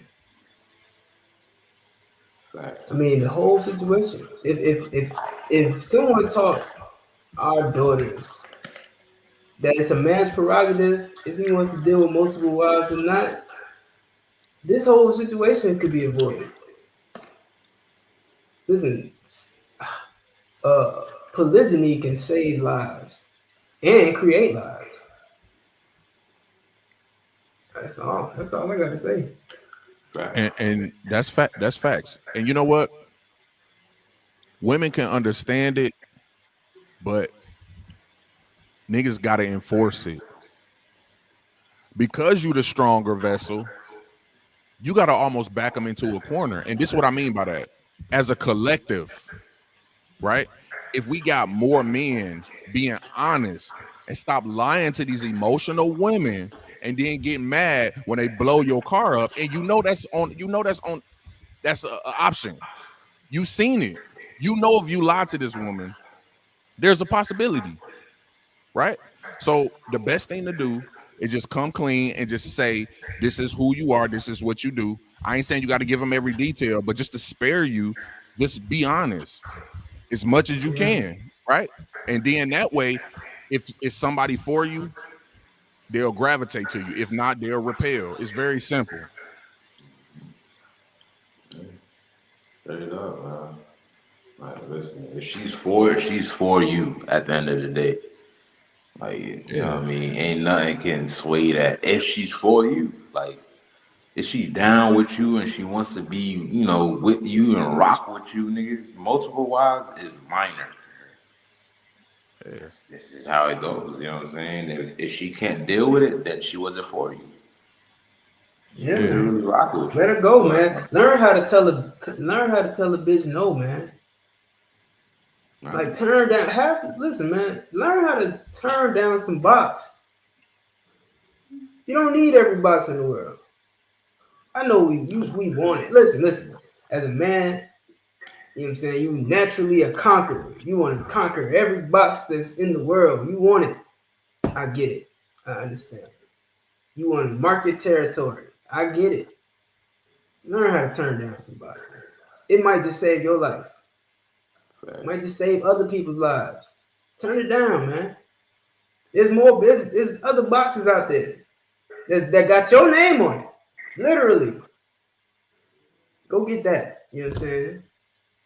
Learn how to turn down the box, man. You don't need it. Ask yourself, is it worth it? Is this one worth it? I find myself doing that very often. I get to thinking like, damn, I gotta raise this bitch. I gotta talk. I gotta consider her problems. I gotta have the right answers for her. I gotta stand on business all the fucking time. Because if I don't, she gonna hold the shit against me. Anytime you don't understand, if you don't stand on business with your woman, she never gonna let you. She never gonna let it down. She never gonna let you get over it. You better stand on business. When you choose to stand on business, and you gonna have to do that every time, while considering her emotions, while considering the right move for both of y'all to make, and you gotta sit back and think, damn, is it worth it? Ask yourself, man, is it worth it before you do it? I'm telling you, you're gonna save yourself a headache. You're gonna have a headache regardless. But goddamn, like, what's one less headache? Sheesh, I'm just saying. Facts. Unless she's cooking with Kaya.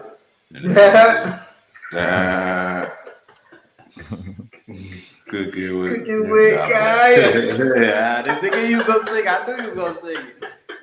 I knew you was gonna sing. I knew you was gonna sing. I'll play.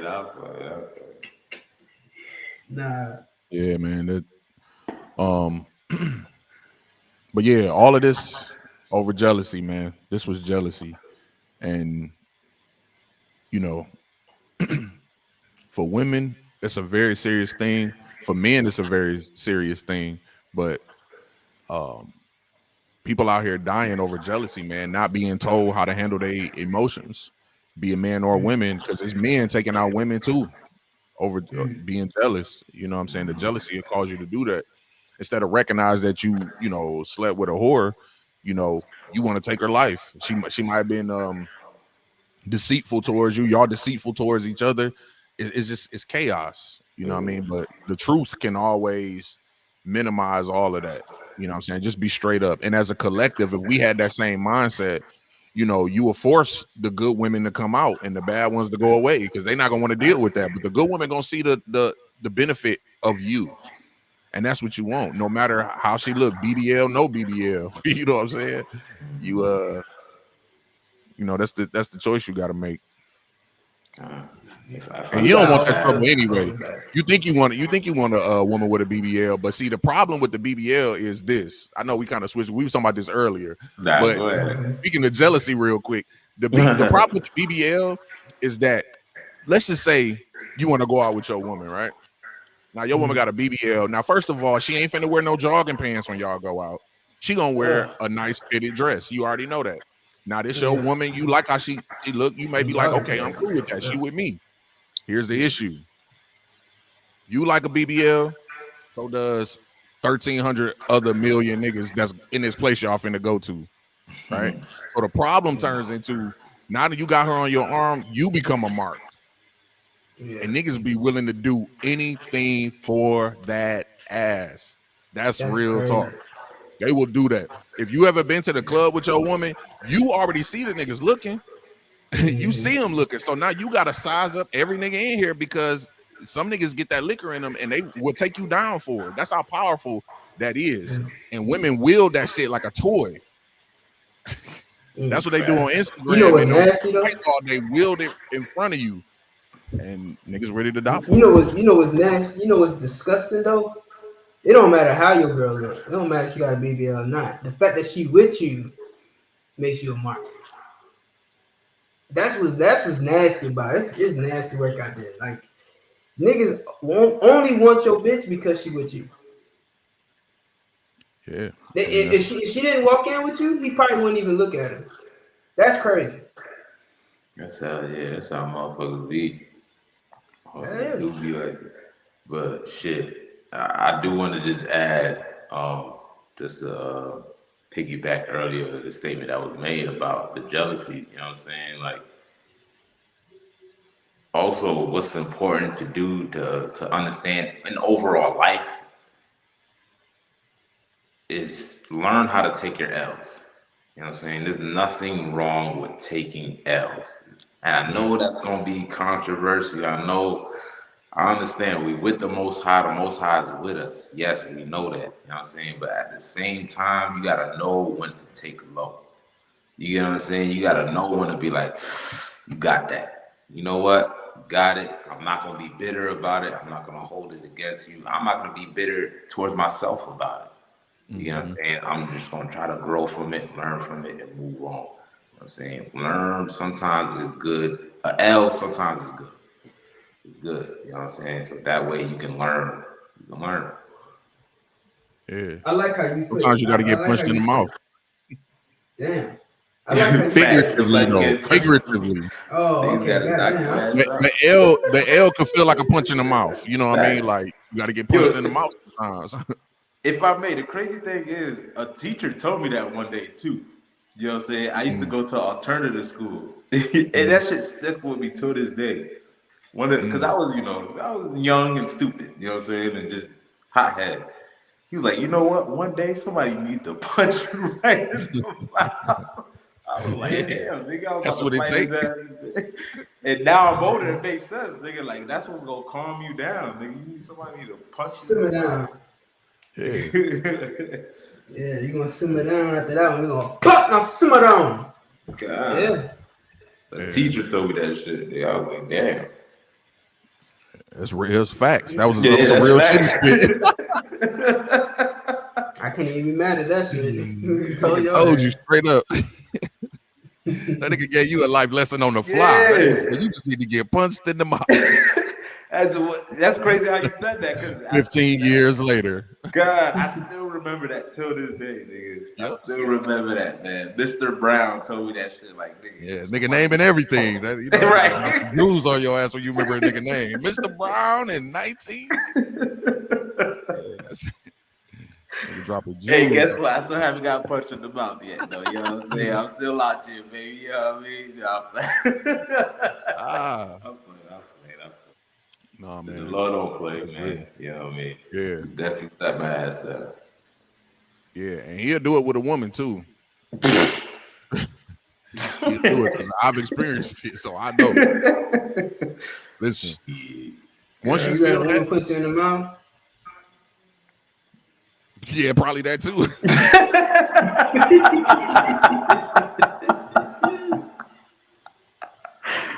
Well, let me ask you a question real quick.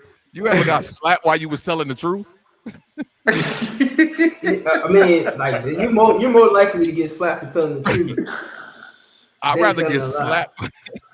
See, if you lying and you get slapped, you kind of like, okay, I deserve it. But get slapped when you in the right, it's not. Like, you know what? That shit is a shocker, nigga. Like, hold on, what? He's like, you know what? I deserve that. I deserve that. I was gonna say, nigga, I'm telling the truth. You gonna slap me in front of my friends? Man, I can imagine, man. I'm not comparing it to. I ain't gonna say that. I'm gonna just say that's it. Like, you telling the truth and you get hit, man. I mean, that's life for us now. But when you ain't in the truth and you don't understand that shit don't sit right with you. It's just like, nigga, I'm being honest. I'm getting hit. Nah, I've been. Listen, when I was younger, shit, I was like, I got it from my dad. Like, nigga, I'm telling the whole truth. This nigga gonna motherfucking, you know what I'm saying, discipline me. Like, damn, nigga, I'm telling the fucking truth. Nah, he taught you a valuable lesson, though.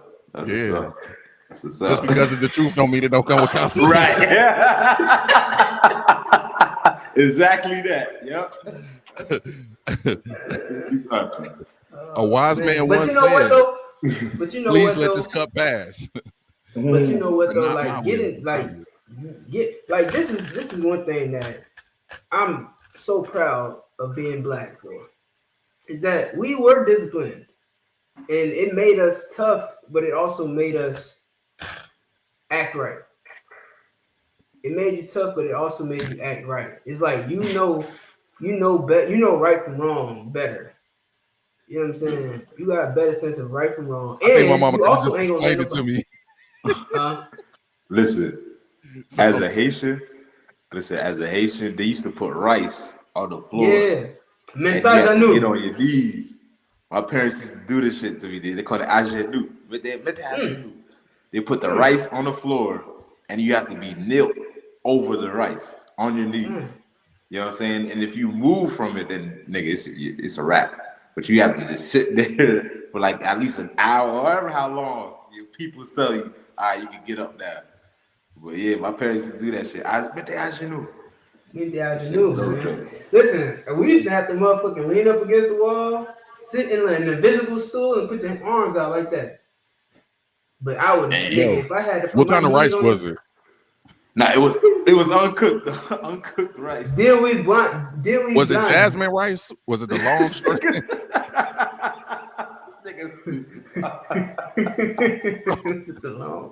The moment you said that, I ain't trying to make fun of your trauma or nothing like that, but the moment you said that, I just think about every time we in the Haitian spot getting rice. I'm like, damn. What the? Damn. You know my brother. Is this the? They do extra giving me extra rice. Is this the Ajanu rice right here? Or is this brand new rice? Is it brand new rice or Ajanu rice? So that shit poking your knees, nigga. Why you? Wow. That shit. I heard trauma stories when I was growing up. I'm not Haitian, but I grew up around a lot of Haitians. South Florida, Lake Worth, nigga. You know what I'm saying? Anyway, I grew up around a lot of Haitians. And I heard those saying what you telling me just validated it, all of it, because they said the same thing. That's where I learned it from. Before you even said it, I was like, yeah, mentas I knew. Nigga, I know about that shit. Haitians used to tell us about that shit. You used to get on your knees and kneel for however long your parents felt. They'll forget about you. Yeah, they'll forget about you. Oh, come on, boy. You know what I'm saying? But you better not move, though. You better not move. Yeah. That's rough. Yikes. Horror stories, but it made you tougher. It made you tough, and it made you act right. Yeah, made me act right. I'm sure. The letter of the law. Right. It wasn't no grace. It was all punishment. No grace. At least they didn't chop my head off, huh? Yeah, right. Oh, your hands. A fucking rip skin off your back or some shit. I think the worst part, I know we kind of over into the subject, but real quick, I'll say for us, it was having to go get a switch. And what I think is cruel and unusual punishment, that extension cord. That right there. Man, that's nothing. Bruh, listen, if you ever got hit with an extension cord by a angry woman or an angry father, that's the closest thing to a whip. With that type of aggression. It is, though. It is. But check this out.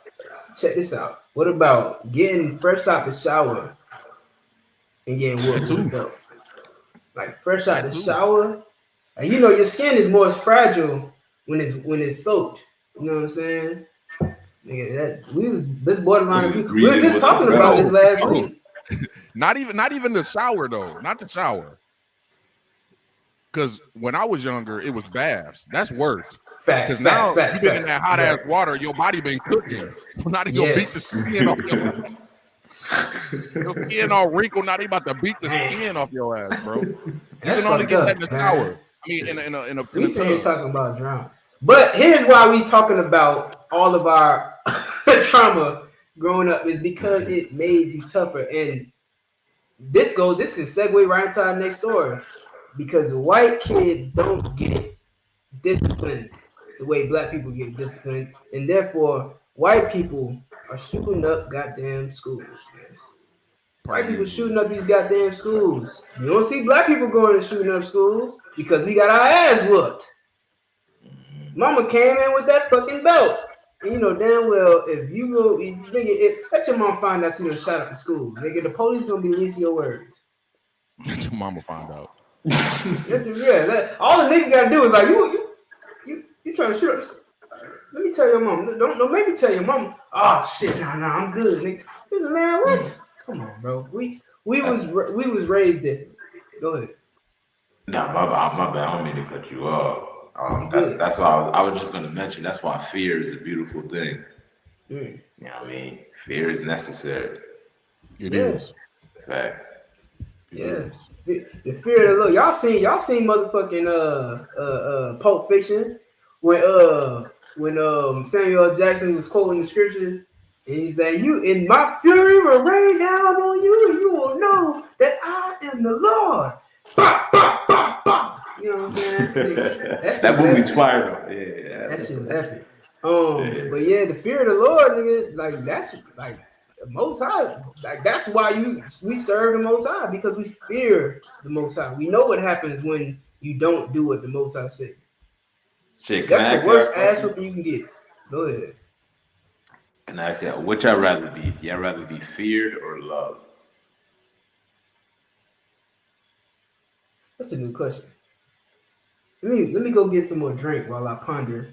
Gonna let the margarita answer to you. Damn.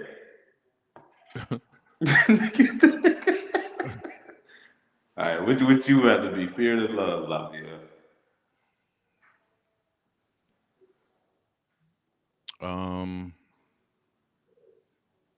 To be honest, probably feared. Why is that?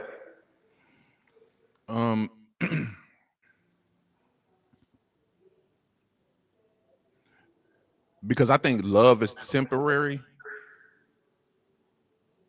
The type of love we talking about, like people love you. You know what I'm saying? If we talking about real love, or we talking about like fake love? Nah. Right. Nah. You on it. Basically the emotion or the temporary feeling of it. You get what I'm saying? Yeah. Versus people fearing you. You know what I'm saying? Right. So, you know, they'll love you for the moment. We've seen that in the world. You know what I'm saying? The world will big you up, say they love you, but then pull the carpet. Once the carpet or you make any false step, the love is gone and they start hating you. And not only do they start hating you, they don't fear you. But in the case of being feared, as long as I'm doing what I do, that fear will be there. The fear, it ain't nowhere to go from there. You know what I'm saying? Like fear, it could go up. Now you could fear me and then start loving me, but once you lose love, you ain't gonna fear me. Right. That's how I look at it anyway. So I'd rather be feared. No, I did. What say you, Itazab? I know we kind of off track a bit. My bad.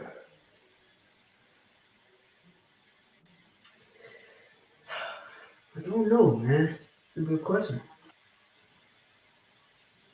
Or maybe it's a redundant one. Maybe there is no difference. Maybe the fact that you love me is the fact that you fear me. You fear that I won't love you back. You fear that your love is unreciprocated because, you know, whatever reason. What is fear?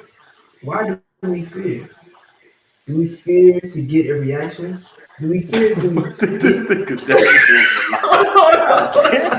Hold up. Turn the Twilight Zone.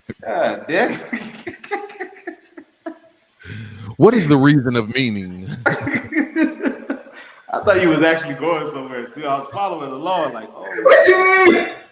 I am going somewhere. Oh, man. Nah. All right, so look. I mean, no, for real. If you fear somebody, all right, if you fear something, rather, you gotta. I guess you have to define what you mean by fear.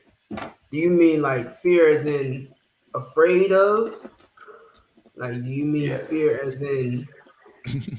Okay, yes. All right, fine. Yes. So a lion does not want a gazelle to love him, but he's gonna eat the gazelle. So with that being said, like we talking fear, like if we talking fear like a lion. Trying to wiggle around. Listen, if we talking fear like a gazelle fears a lion, then why would I want that? And it depends on who it's for. Like, who do I want to fear me? If I could add some context, this nigga laughing. If I add some context, he funny, dude. He funny. I'm gonna cause this nigga laugh for y'all. If I add some context, like I'm, of course, with the gazelle and the lion, that's a predator and a prey. I'm asking even amongst your peers, right? People that you deal with on your day-to-day life, either your rib, your friends, your family. Would you rather be loved by them or feared by them? We already know the oppressor. I would rather be loved. I would rather be loved by my peers and my ribs or whatever. Because if you love me, like the scripture said, if you love me, you would do what I say. So there's no need for fear necessarily. Like for someone to fear you is like you don't want to face the consequences of not doing what they say. But if you love somebody, if you love them enough to submit to them, like we talking about a wife, right? Let's say in the context of a wife. If a wife loves her husband, we know that love is not just an emotion. It's an action. It's like, what would you do for that person? You say you love. So, like love is enough to make a wife submit to you, and she'll do whatever you say. As for like a peer, if a peer loved you, you know what I'm saying, they'll die for you. Like, it's a difference when the fear becomes, they're only doing it because like they're only doing it because they know that you'll kill them or some shit. You know what I'm saying? Like I'd rather you do it because you want to do it, rather than you doing it because of whatever consequence may come. Not to say that you shouldn't fear fear. You know what I'm saying, that you shouldn't fear someone, but I think the love is more important. Okay. I mean, it's no right or wrong answer. You know what I'm saying? It's all opinion based. Okay, I passed. It's all opinion based or whatever, you know what I mean? So I just wanted to pick your brain, but yeah. Okay. I think the people love when me and Lafayette disagree anyway. You know what? Actually, I agree with you though. Because if it's broken up, like I was just asking on a global scale. Yeah. Like if I'm like supreme warlord, I want everybody. But for my peers, yeah, I would want love from them. You know what I'm saying? But I also think that, you can establish both, to be honest. Yeah. That's what I was trying to say, man. That's what I was doing. Yeah. And it's kind of like how the Most High is, you know what I'm saying? Like he was, he loved us, but he had to show us, he had to make us fear him. You know what I'm saying? Because of what we did. We had to see the bad side. You know what I'm saying? So now you're afraid of what's gonna happen. Like, so real talk. I think no, my bad to cut you off. I was gonna say I think keeping a good balance between the both is would be spot on. If I had to swing one way or the other, I'll say I'll be the tiebreaker between y'all. Right? You said love, fear. I would rather be feared, to be honest. Hey, look. Love, fear. Right. But I would much rather be feared. You know what I'm saying? Because at the end of the day, a nigga can love you. They say they love you, but they don't even give a damn about what they do towards you. because they don't care about the consequence behind it. You get what I'm saying? So a nigga is afraid of what might come behind them either disrespecting you, disobeying you, or trying you, whatever it may be. If the nigga don't give a fuck, he'll do whatever. You know what I'm saying? So I'd much rather be fair, because that love, listen, when you dead and gone, nigga, that love is gonna be gone too. You know what I'm saying? When you out the frame, out the picture, you're not in place, you're not present in front of them, nigga, that love don't matter. You know what I'm saying? It don't matter, nigga. Fear is more consistent for me. That's just, you know what I mean? But yeah, it's good to be a balance between the both. Yeah, definitely. I agree. And that fear, generally, you know, men experience that when we deal with other men. That's why men, like you see, like women, they get in front of each other, they rolling their eyes and smacking their lips at each other and giving each other weird looks. You know what I'm saying? Because there's no threat, there's no fear there. They don't fear each other. But with men, when you come into contact with real men, I don't mean to say it like that, but when you come into contact with them, there should be a level of respect or fear that I can't cut up in front of this man because it's a possibility he could take my life. You know what I'm saying? Like, so it should be that respect there, right? And so that fear, like you were talking about, that fear is it kind of keep a baseline between the two. You know what I'm saying? Like fear and love. Yeah. But yeah, to each his own. To each his own. It's just a random question. Well, yeah, let the Bears, man. Y'all give y'all input. Would y'all rather be feared or loved? That's a good question. So let's go into this last topic. We only got about 10 minutes. You want to play the school shooting video? Yes. So like I said, man, like, you know, we was disciplined. Right? You got three brothers up here with all three different stories of how we were disciplined. And guess what, man? We found our way into the UPK. You know what I'm saying? And now we are feared men. Everywhere we go, oh my God, who are they? What are they gonna do? Are they here to start problems? Oh my God, what's going on? Why are they in all black? Why are they wearing those spikes? You understand? Yeah, niggas fear UPK. You know what I'm saying? Christians fear the UPK. Fake Israelites fear the UPK. Shit, everybody. You know what I mean? And listen, they ain't gonna try us like they tried the church, the Christian church. Dylan Storm Roof ain't coming up in the UPK into a school. That's you know what I'm saying? Ready to shoot no goddamn school. Before we get into that, hold up. I got a story to tell. I went to this goddamn youth facility where they have minors who, are delinquents or whatever. And I'm trying to talk to them, try to get into the school, kind of become a mentor for these young brothers and stuff like that. And I mentioned to her, because we were talking, I mentioned to her, like, we have security at the door to make we do security at the door just to make sure that everybody who's coming in is safe. You know what I'm saying? It's for our safety and our guests' safety. You know what I'm saying? And I told her that, like, so we got people, searching for weapons at the door. And I compared it to the Christian church because the Christian church, they don't have that same protection. And they churches get shot up. She tells me, oh, well, I just don't think that, I couldn't send, my boys to a place where there needs to be security like that. I said, well, would you send them to church? She's like, well, yeah. I said, well, the church gets shot up. We've seen it happen. None of our schools have ever been shot up. Ever. And she's like, yeah, well, be there as a man. All right, you wasting my time. You know what I'm saying? Like, what can you say?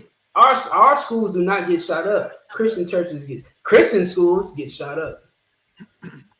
So with that being said, let's roll the footage.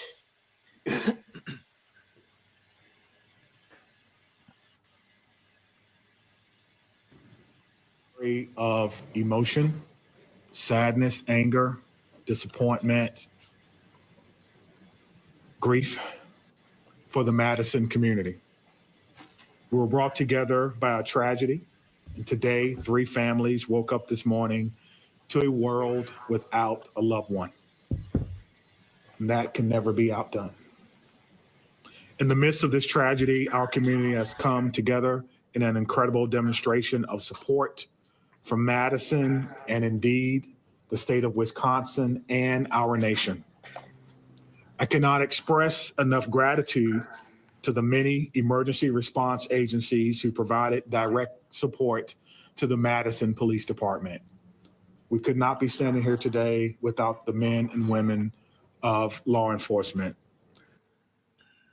I mean, that video like 10 minutes, but I mean, I think we get the gist of what happened. Yeah, man. So it was a white girl this time, right? I believe so. I can see if we can. Do we have like footage of the actual event happening? The shooting? No, I don't think nobody do. Yeah. Well, not necessarily the shooting, but you know, like usually cover like footage of the kids And evacuating. we'll the continue to building. release information that can be used to improve. Trying to skip through this video. We're asking anyone who knew her or who may have insights. Okay, let's go here. On this document when we can. If I'm not mistaken, the bitch There are always signs. The who? Right? She killed herself, didn't she? Yeah, she was among one of the ones gone. Yeah. The range, bro. You know what I mean? Yeah, she didn't get told to montage anew. Right. She didn't get hit with that switch straight out the shower. That was a problem. She would have died in the black household. Nigga. She would have withered away. And I think she would have killed everybody. Fuck that. She would have killed everybody. She would have tried to kill everybody in that black household. That's why white people don't whoop their kids, because they afraid that Timmy gonna fucking kill them. Yeah, they don't establish no fear with their children because they look at the fear part as of some sort of abuse. Yeah. Right.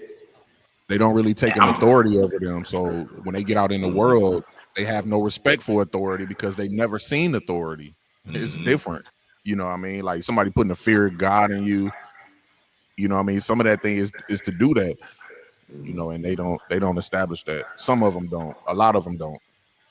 Right. And if I may, Lapia, I don't mean to cut you off. I'm glad that you said that it was heavy about how just because you feared or their parents should be feared doesn't mean it comes with abuse. You know what I'm saying? Like you could be feared and you don't have to abuse the hell out of them. You know what I'm saying? Right. You still just play your role as a parent.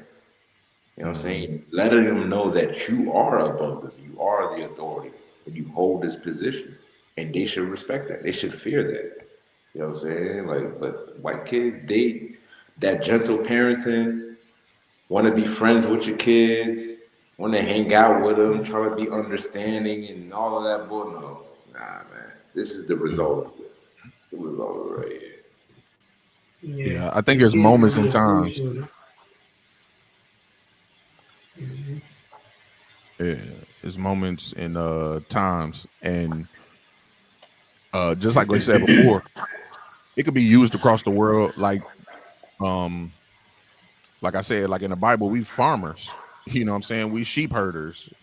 You know what I'm saying? So everything will revert back to being a husbandman. You know, planting seeds. You got to know at the right time when to trim. You got to know when to water more. You need to know, whatever you do with your green thumb, you know what I'm saying, that get this tree to grow. And if you don't do it at the right times, it can turn into a deformity. It could, stifle itself if it's not managed correctly. So these are seeds, our children. So they get planted and they don't get raised up in the right environment because it take a farmer to be able to tell what type of ground he got, what type of food he should be yielding, and what's bad and what's good. And with your children, it's the same way. Exactly.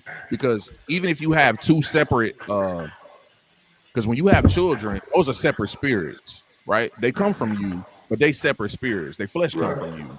So when you come in contact with these spirits as a good husbandman, you'll be able to determine what you need for this one and what you need for this one. For this child, this is how I have to discipline. This is how I have to teach. For this child, this is how I have to do that. And sometimes in America, they try to cause us to take this blanket thing and cover it gentle parenting. It's either gentle parenting or you beat the hell out of your kids. There's no in between. There's no reasoning. You know what I'm saying? So if you don't do that, this is what happened. It grows up and it blows up in your face. That father should have been able to see that dirty seed in her and said, okay, I'm not giving her no gun so she could go shoot at the range. I'm not finna do that. You know what I mean? I'm not finna, you know, she don't need to see this. She don't need to be here. I need to know where she is. It's too much freedom. Too much liberty. Too much freedom. That's what it is. It's too much liberty. It's like white parents. This is why I'm glad they started arresting the parents after a school shooting, because y'all don't have, like, white parents don't have that mind frame to say, hey, wait, hold up, something's not right about my kid. I have to do something differently with this child because something's not right about him. This is the same problem that's going on in the LGBTQ community. It's a problem in your face and you're ignoring it. There's a problem with your child if they think that if it's a boy and he thinks it's a girl. There's a problem if your daughter thinks she's a boy. That's a problem, and you're ignoring it. You're a terrible parent. You're absolutely horrible at your job. You have one job. You laid down and had that baby. You had one job: be a good parent. You failed, and now your child doesn't know. Your daughter doesn't know that she's a girl. Your son doesn't know that he's a boy. Your little devil baby is going to go into a school and shoot everybody. Well, guess what? The only way things can change is if more white schools get shot up. That's the only way things are going to change. So if nobody else got anything to say, I think that concludes our show. Hey, two more blessings, Christ, after water for watching. Lama sin job. You know what I'm saying? Two more blessings job.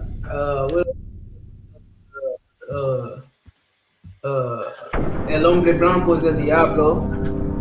You know what I'm saying? All of that. So tune in next week, every Tuesday, 9:30 on the Itazab. We going live right here, man. Make sure y'all hit that subscribe button, hit that like button, hit the bell. We gonna see y'all next week.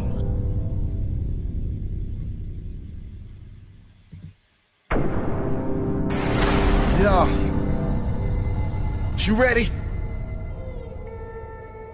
Nah, I mean, is you ready? Somebody ready for war? Thaweezy. Itazab. Wise man mad. They ready for war. Feeling all blacks is a trooper. Plan, plot, strategize, crucial. Gotta pick a side, no neutral. In the middle of a war as usual. Watch your back, they shoot. If your ops drop, better keep it moving. All we do is win, no losing. In the middle of a war as usual. In the middle of a war as usual. In the middle of a war as usual. Plan, plot, strategize, crucial. In the middle of a war as usual.